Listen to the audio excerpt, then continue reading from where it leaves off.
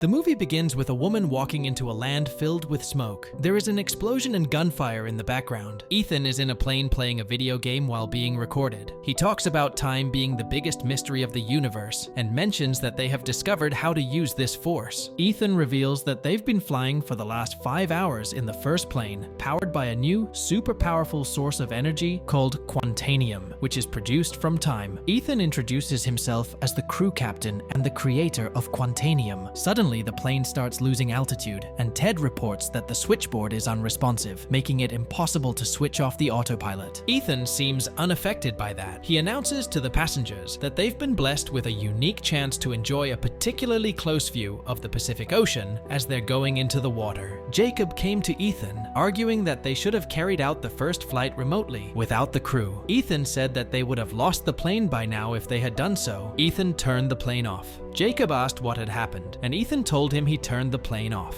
Then he turned it back, but the system announces that access to aircraft control is still blocked and the autopilot remains in control. Ethan told everyone there that he did everything he could and that they have a couple of minutes to live. He suggests they enjoy these final moments. Jacob was angry by Ethan's reckless behavior. Eva panics, saying that she can't crash because she has a fashion stream scheduled for the next day. The movie then shifts to Eva on stage talking about Ethan and inviting him to the stage to talk about time. Then Eva presents his brother Jacob, who serves as the commercial director of the company. Ethan talks about how he's been obsessed with time and its mysteries. Eva jumps in to mention Ethan's dad, Professor Henry Blake, who disappeared in 1984 and was the first to get energy from time. Ethan is all fired up about making time work for them and shows off quantanium. He reveals the first plane powered by quantanium, ready to smash records with a non-stop flight around the world. Ethan introduces Ted, the company's chief engineer, and gives a nod to the rest of the team. Ethan names the plane in honor of someone special to him, Elizabeth Paulson, who passed away 2 days ago. Then the scene goes back to the plane. Everyone passed out, and Ethan woke up. He saw 2 people taking the quantanium, and he got up and loaded his gun. Ethan gets out of the plane and walks toward a lake. There, he spots a girl in the water. She was scared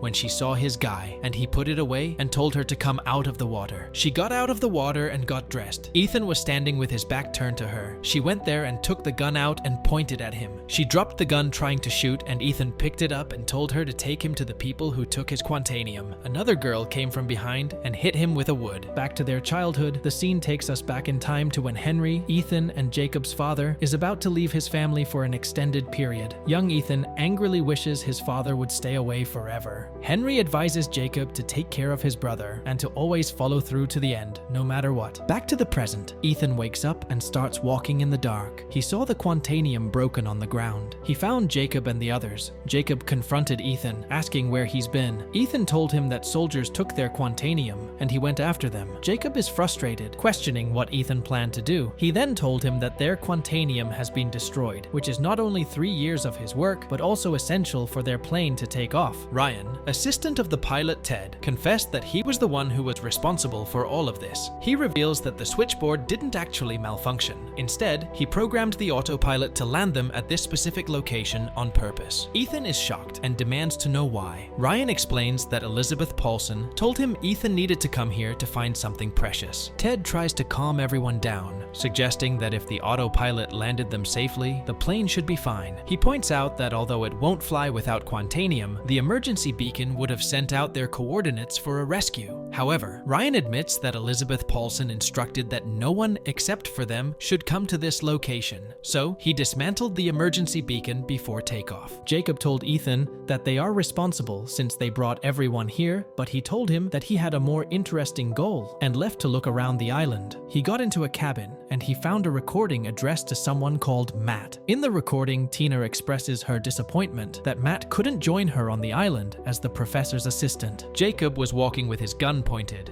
The place was surrounded with a fog, making it hard to see anything. He kept walking and passed the fog and saw a lot of people at some kind of party, and he quickly hid his gun. Jacob saw his father giving a speech about the new invention of converting time to energy. Then he stated the date August 22nd, 1986. Ethan saw Tina, the girl he saw by the lake, carrying the quantanium. He went out and started walking around. He saw her and followed her. He caught her, but she told him that he had never seen him before. He asked where his Quantanium was, and she told him that it was not his. He tried to explain that he made it in 2019 and that it is his invention. She told him it was 1986 and the inventor is Professor Henry Blake. While he was dealing with her, an officer came and pointed a gun. He tried to explain and the officer shot at him. Before the bullet got to him, everything disappeared, including Tina and the officer, along with the bullet. Jacob and Ethan noticed that everyone has vanished. Jacob told Ethan he saw their father making a speech dated August 22nd, 1986, which is 2 years after he left them. Ethan confirms the date and adds that everything disappeared with the fog. They saw a kid sitting, and Ethan went to him with a hope that he might know what's going on. The kid started running when Ethan approached, and he followed him. The kid got into a house, and Ethan followed him. He started walking around, and he found a recording, and he played it. It was the girl he found earlier being interrogated. They were asking why she stole the Quantanium. A guy came and started performing some kind of theater while Ethan was asking questions. Then Ethan found a card addressed to Rob and remembered a kid he saw earlier, and he remembered he heard his mom call him Rob. He went to the guy and asked if he was the kid from the theater. Jacob came along with Ryan and Ted and found Ethan. They saw soldiers talking over a radio saying this is where the Quantanium was hidden. Then they picked it up and Ethan said, "That's my Quantanium." They heard him and turned back. They found the hiding and told them to get on their knees. Rob came and turned the light on, and a fog came, making everything disappear again. Ethan started presenting what was going on to everyone. Ethan explains that it took them 3 years to develop Quantanium, but here it was created in just 20 minutes. This rapid process caused a side effect, creating a fog of quantum particles that carry imprints of events from specific days. A copy of the day is replayed inside the fog, running parallel to their own day. Ryan mentioned that they were interacting with the people in the fog. Ethan clarifies that they are quantum copies. He reveals that there are 2 days playing out in the fog, August 22nd, 1986 and August 22nd, 2036. The quick production of Quantanium was possible because they were working with a 50-year time wave.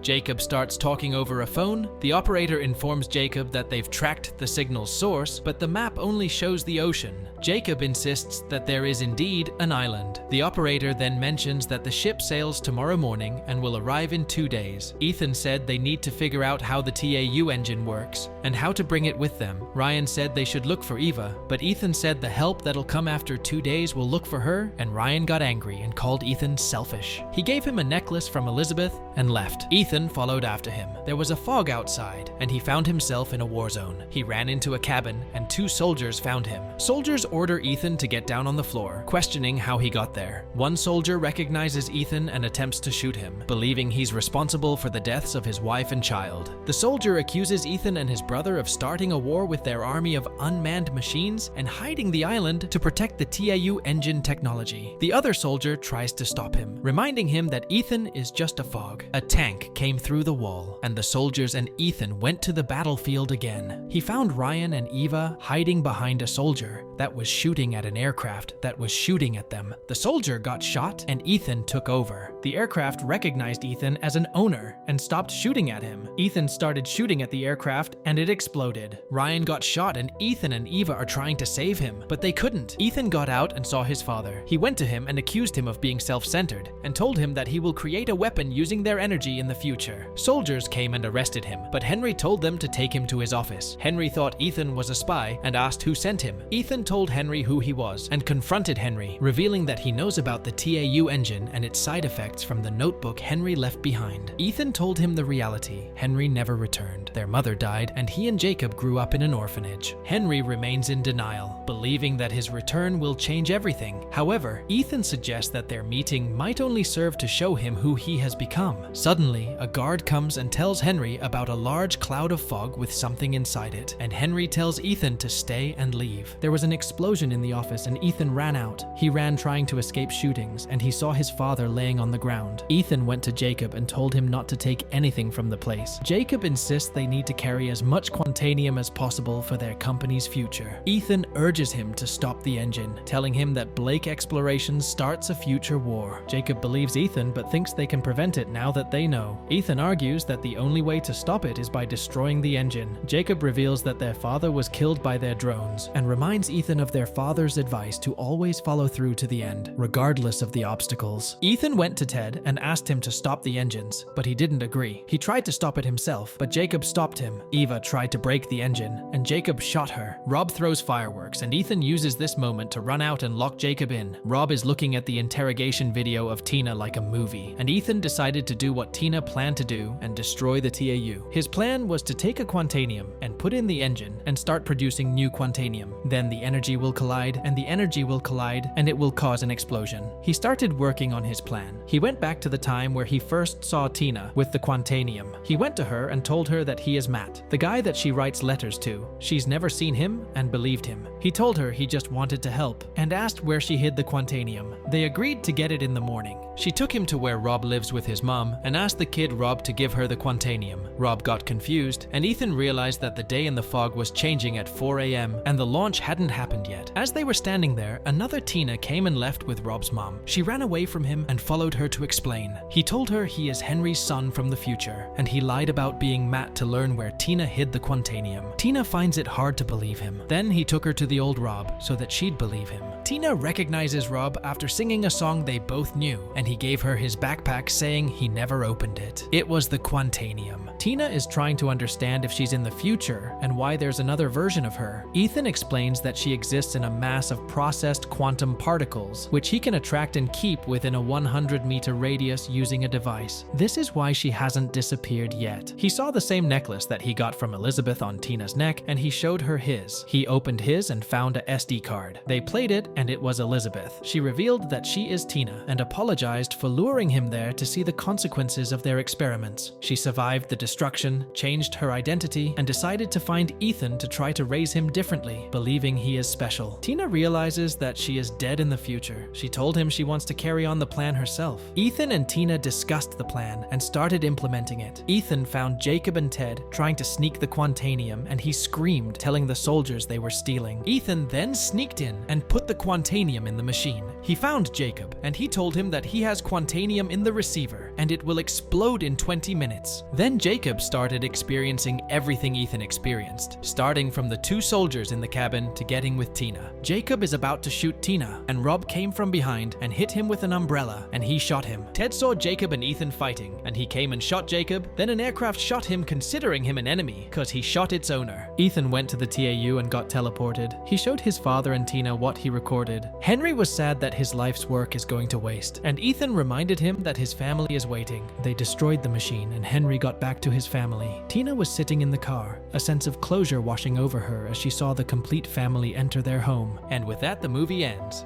We hope you enjoyed our recap. Like the video and subscribe to our channel for more amazing recaps. See you in the next one.